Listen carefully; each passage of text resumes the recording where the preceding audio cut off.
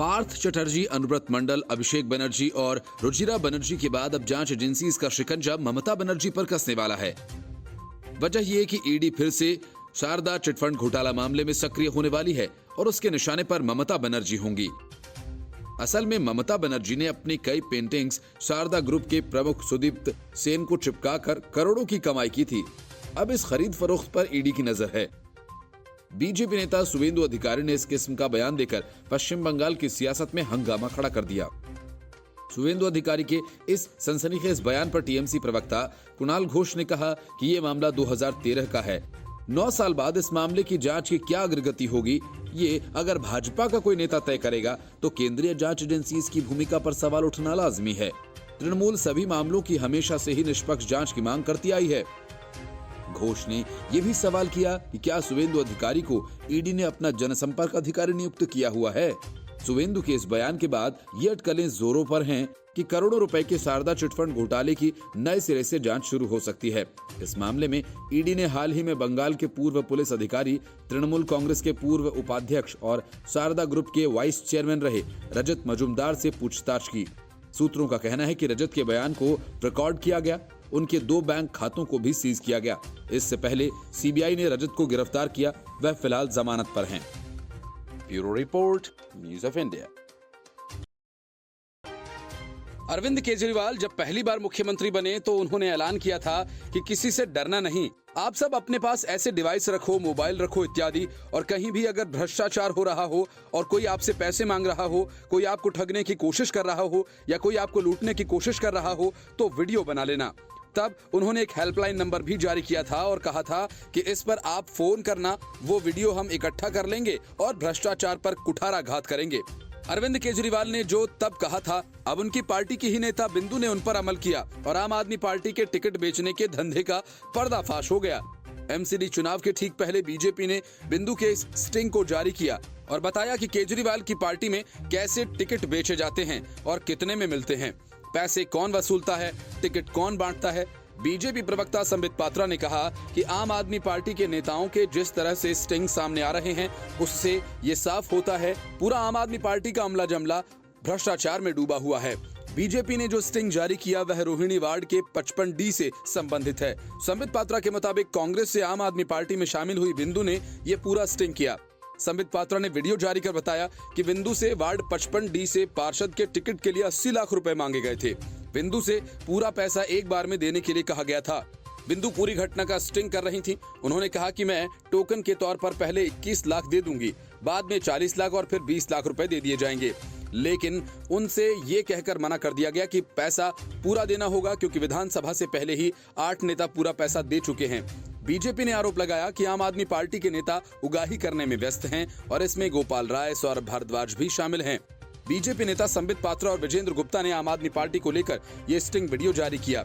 Video जारी करने से पहले संबित पात्रा ने कहा कि ये कहना अतिशयोक्ति नहीं होगा कि this is mother of all sting. Akhilesh पति त्रिपाठी और मुकेश गोयल मामले में चुप्पी साधे बैठे रहे। इस मामले में अरविंद केजरीवाल चुप नहीं रह सके। उन्होंने कहा कि जैसे पहले कुछ नहीं मिला, जांच करवा लो, इस बार भी कुछ नहीं मिलेगा। इससे पहले एंटी करप्शन ब्रांच ने पार्षद का टिकट बेचने के आरोप में अखिलेश पति त्रिपाठी के साले और पीए समेत 3 लोगों को गिरफ्तार किया है। मामला कमला नगर के वार्ड नंबर 69 का है। यहाँ आप कार्यकर्ता शोभा खारी ने आम आदमी पार्टी से पार्षद के टिकट की मांग की थी। शोभा का यह आरोप है कि अखिलेश पति त्रिपाठी ने टिकट दिलाने के बदले 90 लाख रुपए की मांग की थी। शिकायतकर्ता ने बताया कि उसने 35 लाख रुपए अखिलेश पति त्रिपाठी और 20 लाख रुपए राजेश गुप्ता को बतौर रिश्वत दिए थे। शोभा के मुताबिक बाकी 35 लाख रुपए टिकट में नाम आने के बाद देने थे। लिस्ट जारी होने के बाद जब सूची में शोभा का नाम नहीं आया तो उन्होंने इस बात की शिकायत विधायक अखिलेश पति त्रिपाठी के साले ओम सिंह से की और उसने पैसे वापस करने की बात कही। और जब पैसे वापस करने आए तब एसीबी के अधिकारियों ने उन्हें रंगे हाथों पकड़ लिया। Bureau report, news of India. Arvind Kejriwal के सितारे इन दिनों गर्दिश में हैं। एक तरफ उनकी नाव दिल्ली में फंस गई है तो दूसरी तरफ गुजरात में भी अब उनका खुलकर विरोध होने लगा है।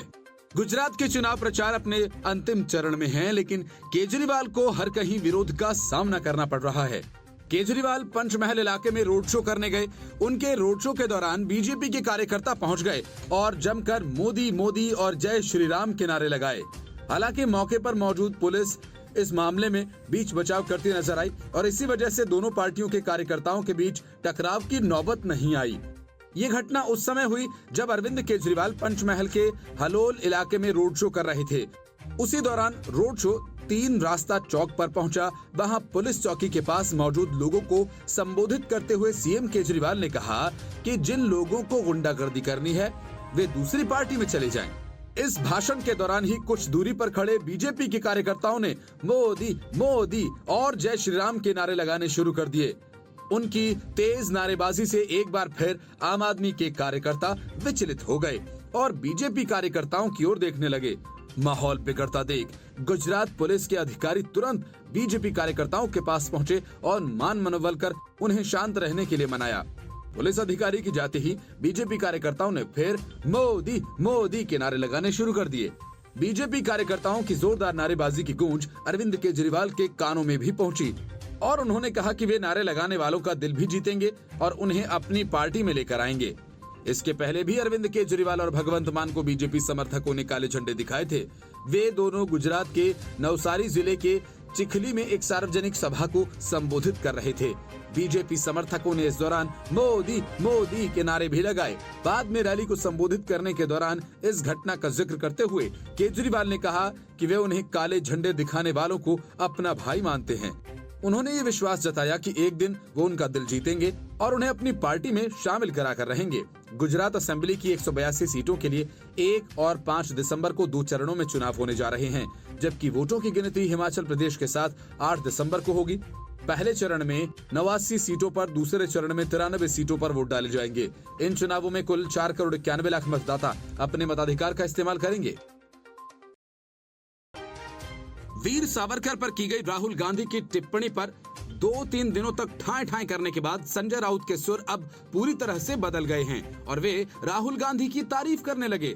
वजह ये कि राहुल गांधी ने राउत से फोन पर बात कर ली।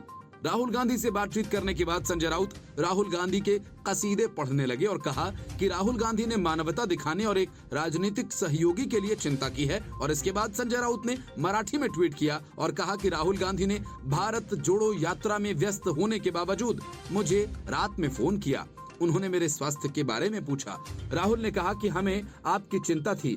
मैं मानवीय संवेदनाओं की वजह से दुखी हूं। एक राजनीतिक सहयोगी को झूठे मामले में फंसाया गया और 110 दिन तक जेल में रखकर प्रताड़ित किया गया। संजय राउत ने मराठी में किए गए ट्वीट को एक बार फिर से अंग्रेजी में ट्वीट किया। संजय राउत ने लिखा कि कुछ मुद्दों पर मजबूत मतभेद के बावजूद अपने राजनीतिक सहयोगी का हालचाल लेना मानवता की निशानी है। राजनीतिक कटुता के दौर में ऐसे मौके दुर्लभ होते जा रहे हैं। राहुल जी अपनी यात्रा में प्रेम और करुणा पर ध्यान केंद्रित कर रहे हैं और इसलिए उन्हें बड़े पैमाने पर ऐसी प्रतिक्रिया मिल रही है।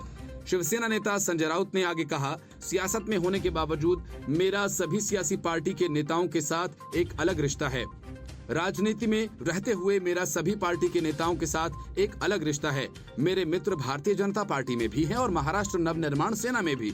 लेकिन जब मैं जेल से छूटकर आया तो कितने लोगों ने मेरा हालचाल लिया। मुझे सिर्फ एनसीपी, कांग्रेस और मेरी पार्टी के नेताओं ने ही कॉल किया। सवाल यह है कि आज की राजनीति इतनी नफरत भरी कैसे हो गई है। इससे पहले तो ऐसा कभी नहीं हुआ। राहुल गांधी की इन टिप्पणियों ने शिवसेना के दोनों गुटों को प्रभावित किया था। विशेष रूप से राहुल गांधी की ये टिप्पणी ठाकरे गुट के लिए ज्यादा शर्मनाक थी, क्योंकि वो कांग्रेस के साथ गठबंधन में हैं और प्रतिद्वंदी एकनाथ शिंदे गुट और बीजेपी की ओर से कांग्रेस के संबंधों के चलते निशाने पर लिए गए थे। उद्धव ठाकरे ने कहा कि उनकी पार्टी सावरकर के लिए बेहद सम्मान रखती है और संजय राउत ने कहा कि सावरकर का मुद्दा हमारे लिए महत्वपूर्ण है और हम उनकी विचारधारा में विश्वास करते हैं। कांग्रेस को इस मुद्दे को नहीं उठाना चाहिए था। Bureau report, news of India. Bharat का भगोड़ा जाकिर नाइक कतर में फुटबॉल वर्ल्ड कप के दौरान इस्लाम का प्रचार करने के लिए आमंत्रित किया गया है। भारत की जांच एजेंसीज को जाकिर नाइक के कई मामलों में तलाश है। उसके खिलाफ मनी लॉन्ड्रिंग, आतंकवाद को बढ़ावा देने, अवैध धर्मांतरण सहित कई मामले चल रहे हैं, लेकिन वो शान से कतर में घूम रहा है। इसके साथ ही जाकिर नाइक का एक पुराना वीडियो भी सोशल मीडिया पर वायरल होने लगा है, जिसमें उसे धर्म परिवर्तन करवाते हुए देखा जा सकता है। लेकिन वीडियो पुराना होने से ये फैक्ट नहीं बदल जाता कि फीफा वर्ल्ड कप के बीच जाकिर नाइक कतर पहुंचा हुआ है और वो धर्मांतरण कराने के लिए जाना जाता है। अपनी तकरीरों के माध्यम से ब्रेन वॉश करने में वो एक्सपर्ट है। असल में फीफा वर्ल्ड कप का आयोजन पहली बार मुस्लिम देश में हो रहा है। एक्सपर्ट इसे इस्लामिक प्रचार के टूल्स के रूप में देख रहे हैं। कतर ने ही इसके पहले विवादित भारतीय चित्रकार MF हुसैन को शरण दी थी। नूपुर शर्मा विवाद में भी कतर विरोध जताने वाले देशों का स्वयंभू नेतृत्व कर रहा था। कुछ दिन पहले कतर सरकार ने 558 फुटबॉल फैंस के इस्लाम कबूल करने का प्रचार किया था। भारतीय गृह मंत्रालय ने 17 नवंबर को जाकिर नाइक के NGO इस्लामिक रिसर्च फाउंडेशन पर 5 साल के लिए बैन लगाया था, जो 17 नवंबर को खत्म होने वाला था। बैन खत्म होने वाले दिन ही सरकार ने बैन की अवधि 5 साल और बढ़ा दी है, यानी अब 2026 तक इस्लामिक रिसर्च फाउंडेशन पर बैन लगा रहेगा। सरकार ने बैन बढ़ाने के पीछे कहा कि इस्लामिक रिसर्च फाउंडेशन ऐसी गतिविधियों में शामिल है जो देश की सुरक्षा के लिए खतरा हैं। इससे देश की शांति, सांप्रदायिक सद्भाव और धर्मनिरपेक्षता पर खतरा है। साथ ही गृह मंत्रालय ने कहा कि नाइक के बयान आपत्तिजनक और विध्वंसक हैं। उनके जरिए वह धार्मिक समूहों के बीच नफरत को बढ़ावा दे रहा है। नाइक भारत और विदेशों में खास धर्म के युवाओं को आतंकवादी गतिविधियों में शामिल होने के लिए प्रेरित कर रहा है। जुलाई 2016 में बांग्लादेश की राजधानी ढाका में 5 आतंकियों ने एक हमले को अंजाम दिया था, जिसमें 29 लोग मारे गए थे। इस घटना की जांच में जिन आरोपियों को गिरफ्तार किया गया, उनमें से एक ने बताया था कि वो जाकिर नाइक के भाषणों से बहुत प्रभावित है। इसके बाद मुंबई पुलिस के स्पेशल ब्रांच ने पूरे मामले की जांच शुरू की। शुरुआती जांच के बाद जाकिर नाइक के NGO पर बैन तो लगा, लेकिन 2016 में ही जाकिर नाइक भारत छोड़कर मलेशिया भाग गया। सुकेश चंद्रशेखर के आम आदमी पार्टी पर खुलासों के बाद अरविंद केजरीवाल के सभी मोहरे एक एक कर ठिकाने लगाए जाने लगे हैं। दिल्ली सरकार में मंत्री सत्येंद्र जैन को जेल में मिल रहे VVIP सुविधाओं की कहानी सामने आने के बाद जेल से लेकर अस्पताल तक पर गाज गिरने वाली है। इसके लिए दिल्ली के उपराज्यपाल VK सक्सेना एक्शन मोड में आ गए हैं। पहले उन्होंने तिहाड़ जेल के DG संदीप गोयल का तबादला कर दिया और उसके निशाने पर दिल्ली सरकार के अस्पताल हैं, जिनका इस्तेमाल अरविंद केजरीवाल गैंग आरोपी अपने फायदे के लिए कर रही है और आरोपी नेताओं को बीमारी का बहाना बनाकर VVIP सुविधाएं दी जा रही हैं। LG ऑफिस के सूत्रों ने बताया कि दिल्ली का सबसे बड़े अस्पताल LNJP भी LG के निशाने पर आ गया है। दिल्ली सरकार के इस सबसे बड़े अस्पताल में भी अब बड़े फेरबदल की संभावना जताई जा रही है। LNJP अस्पताल के सूत्रों ने बताया कि हाल ही में अस्पताल में तिहाड़ जेल में बंद महाठग सुकेश चंद्रशेखर का भी इलाज हुआ है। इसलिए LG ऑफिस अब इस बात की जांच कर रही है कि क्या LNJP अस्पताल में सुकेश चंद्रशेखर को विशेष सुविधा भी मिली। क्या सत्येंद्र जैन के कहने पर अस्पताल प्रशासन ने सुकेश को विशेष सुविधाएं मुहैया करवाई। वहीं कोर्ट ने भी पिछले दिनों सत्येंद्र जैन को विशेष सुविधा देने के मामले में इस अस्पताल की भूमिका को संदिग्ध माना था। इसी साल अगस्त महीने में प्रवर्तन निदेशालय यानी ED ने कोर्ट में LNJP अस्पताल पर सत्येंद्र जैन को विशेष सुविधा मुहैया कराए जाने का आरोप लगाया था। ED ने कोर्ट में कहा था कि जब उनके अधिकारी दिल्ली के LNJP अस्पताल में भर्ती सत्येंद्र जैन के कमरे में पहुंचे तो वो आराम फरमा रहे थे और किसी भी मेडिकल उपकरण से उनकी निगरानी नहीं की जा रही थी। सत्येंद्र जैन अपनी पत्नी से मोबाइल पर बात करने में लगे हुए थे। कोर्ट ने भी LNJP अस्पताल की भूमिका को संदिग्ध माना था। गौरतलब है कि LNJP अस्पताल के medical director doctor Suresh Kumar medicine विभाग के प्रमुख भी हैं। सत्येंद्र जैन के स्वास्थ्य मंत्री रहते हुए डॉक्टर सुरेश कुमार को LNJP अस्पताल का मेडिकल डायरेक्टर बनाया गया था। कोरोना काल की शुरुआत में ही कुमार को अस्पताल का मेडिकल डायरेक्टर बनाया गया था। वहीं पिछले दिनों मनी लॉन्ड्रिंग मामले में गिरफ्तार सत्येंद्र जैन की जमानत याचिका को कोर्ट ने खारिज कर दिया था। लेकिन इस बीच सत्येंद्र जैन का एक वीडियो सोशल मीडिया पर वायरल हो रहा है, जिसमें जैन तिहाड़ जेल के अंदर मसाज लेते नजर आ रहे हैं। इस वायरल वीडियो को लेकर दिल्ली की एक अदालत में जैन की याचिका पर सुनवाई हुई, जिसमें ED के खिलाफ कथित रूप से CCTV फुटेज लीक करने के मामले में अवमानना कार्रवाई करने का अनुरोध किया गया। बहरहाल तिहाड़ जेल के DG संदीप गोयल का तबादला करने के बाद LG VK सक्सेना की नजर अब दिल्ली सरकार के अस्पतालों पर है और जल्द ही कोई बड़ी कार्रवाई भी की जा सकती है। शशि थरूर ने कांग्रेस अध्यक्ष पद हारने के बाद भी हिम्मत नहीं हारी। थरूर अपनी इस बात पर आज भी कायम हैं कि देश को कांग्रेस की जरूरत है और कांग्रेस को सुधार की जरूरत है वाली बात पर वे कायम हैं और पार्टी की इच्छा के खिलाफ वे फुल एक्शन मोड में हैं। केरल में मोर्चा संभालते हुए इस दक्षिणी राज्य में उनकी बढ़ती सक्रियता से इस सूबे के नेताओं की सांसें थमी हुई हैं। वे बेहद चौकन्ने हैं। शशि थरूर ने अपने एक वीडियो में साफ कर दिया कि वो पार्टी में रहते हुए अपने बलबूते पर ही कांग्रेस की कायापलट करने की ताकत रखते हैं। यही वजह है कि राहुल गांधी की भारत जोड़ो यात्रा के बाद भी केरल में शायद पार्टी को खुद नहीं जोड़ पा रही है। वहां विधानसभा में विपक्ष के नेता वी.डी. सतीसन, पार्टी अध्यक्ष के. सुधाकरन के बीच तनातनी चल रही है। हाल ही में के. सुधाकरन के अपने पद से इस्तीफा देने की चर्चाएं थीं। सूत्रों का ये कहना है कि सुधाकरन ने अध्यक्ष पद छोड़ने को लेकर राहुल गांधी को खत लिखा था। माना जा रहा था कि पिछले कुछ दिनों में वो अपनी ही पार्टी, खासकर सतीसन के नेतृत्व वाले गुट से गंभीर दबाव में आ गए हैं। केरल में पार्टी के अंदर चल रही इस तनातनी के दौरान ही शशि थरूर उत्तरी केरल में अपने 4 दिन का दौरा उन्होंने शुरू किया। इसे थरूर के सूबे में अपने पांव मजबूत कर अपना जलवा कायम करने के तौर पर देखा जा रहा है। मल्लिकार्जुन खड़गे के कांग्रेस अध्यक्ष बनने के बाद शशि थरूर खेमा उनसे नाखुश है। इस नाखुशी की वजह थरूर खेमे को संचालन समिति में शामिल नहीं किया जाना है। इस वक्त इस खेमे ने ऐतराज जताते हुए कहा था कि अगर नए अध्यक्ष खड़गे को सभी को साथ लेकर चलने की मंशा होती तो थरूर के नजदीकी कुछ नेता तो इस नए संचालन समिति का हिस्सा बनते। शशि थरूर के दौरे पर सूबे के कांग्रेसी नेता नजरें गड़ाए बैठे हैं। उनके इस दौरे को लेकर कांग्रेस की केरल इकाई में बेचैनी बढ़ रही है। केरल में कांग्रेस की राजनीति में एक बड़ी भूमिका हासिल करने थरूर के कदम पार्टी की राज्य इकाई में समीकरण बदलने की संभावना है, खासकर उच्च जाति के हिंदू नायर खेमे में, जिसमें अभी वेणुगोपाल, विपक्ष के नेता वी.डी. सतीसन, रमेश चेन्निथला, के. मुरलीधरन का वर्चस्व है। थरूर की एंट्री से सूबे में कांग्रेस पार्टी के नायर खेमे में भी फूट पड़ने की संभावना है। कोझिकोड से कांग्रेस सांसद एम.के. राघवन और यूथ कांग्रेस के उपाध्यक्ष ए.एस. सबरीनाथन ने कांग्रेस अध्यक्ष पद के चुनाव में हार के बावजूद थरूर का समर्थन किया है। कांग्रेस में नायर खेमे के संकट को बढ़ाते हुए शशि थरूर को नायर सर्विस सोसाइटी के संस्थापक मन्नथु पद्मनाभन की वार्षिक जयंती समारोह में मुख्य अतिथि बनाया गया। थरूर उत्तर केरल में कांग्रेस के नेतृत्व वाले यूनाइटेड डेमोक्रेटिक फ्रंट के मुख्य आधार इंडियन यूनियन मुस्लिम लीग के कई कार्यक्रमों में शिरकत करने वाले हैं। IUML के करीब आने के थरूर के कदम का पार्टी पर भी असर होगा।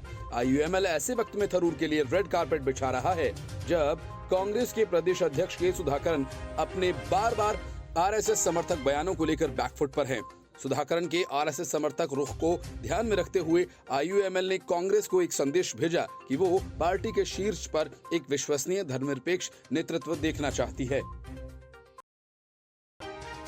कुछ महीने पहले हुए आजमगढ़ और रामपुर लोकसभा उपचुनाव में जहां बीजेपी ने समाजवादी पार्टी के यादव वोट बैंक में सेंध लगाकर उनके गढ़ को जीत लिया था, वहीं मैनपुरी लोकसभा और रामपुर विधानसभा सीट के इस उपचुनाव पर बीजेपी समाजवादी पार्टी के दूसरे वोट बैंक में सेंध लगाने की शुरुआत कर चुकी है। बीजेपी ने रामपुर विधानसभा सीट पर आजम खान को बड़ा झटका देते हुए उनके करीबियों को अपने पाले में कर लिया। आजम खान के मीडिया प्रभारी रहे फसाहत अली उर्फ शानू और उनके बेहद करीबी नेता इरशाद महमूद, नवीन शर्मा और वैभव यादव बीजेपी में शामिल हो गए। भाजपा प्रदेश अध्यक्ष भूपेंद्र सिंह चौधरी ने रामपुर विधानसभा उपचुनाव में पार्टी प्रत्याशी आकाश सक्सेना के कार्यालय पर इन सभी को पार्टी की सदस्यता दिलाई। आजम खान के साथ साथ ये अखिलेश यादव के लिए भी बहुत बड़ा झटका है।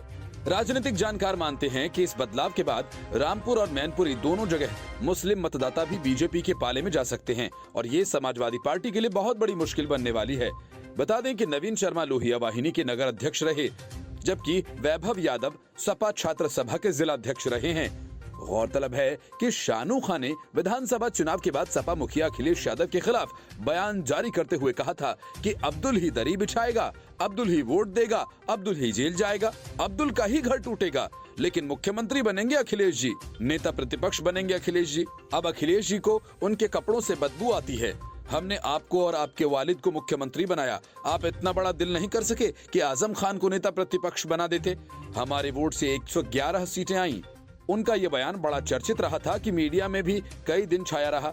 तब माना जा रहा था कि ये बयान आजम खान के इशारे पर दिया गया है और अब आजम खान सपा से किनारा कर सकते हैं, लेकिन बाद में आजम खान और अखिलेश यादव के बीच की दूरियां कम हो गई। शानू की गिनती सपा नेता आजम खान के बेहद करीबियों में होती है। उनके खिलाफ यतीम खाना प्रकरण समेत करीब 24 मुकदमे दर्ज हैं और इनमें से कई मुकदमों में पूर्व में उन्हें जमानत भी मिल चुकी है। और इसके साथ ही इसी साल मई महीने में प्रशासन ने उन्हें 6 महीने के लिए जिला बदर भी कर दिया था। फिलहाल शानू के बीजेपी में शामिल होने से रामपुर में सपा को जोरदार झटका लगा है। बता दें कि समाजवादी पार्टी ने रामपुर विधानसभा सीट से इस बार आसिम रजा को अपना उम्मीदवार बनाया है। इससे पहले इस साल जब रामपुर लोकसभा सीट पर उपचुनाव हुआ था, तब सपा ने उन्हें अपना उम्मीदवार बनाया था, लेकिन बीजेपी के हाथों उन्हें हार का सामना करना पड़ा था। वहीं बीजेपी ने इस उपचुनाव के लिए आकाश सक्सेना को चुनावी मैदान में उतारा है। हेट स्पीच मामले में आजम खान को सजा दिलवाने में बीजेपी के इस स्थानीय नेता की ही भूमिका काफी महत्वपूर्ण रही है। यही वजह है कि संगठन में कोई बड़ा पद न होते हुए भी आकाश सक्सेना को बीजेपी ने सपा और आजम खान का गढ़ माने जाने वाले रामपुर से टिकट दिया।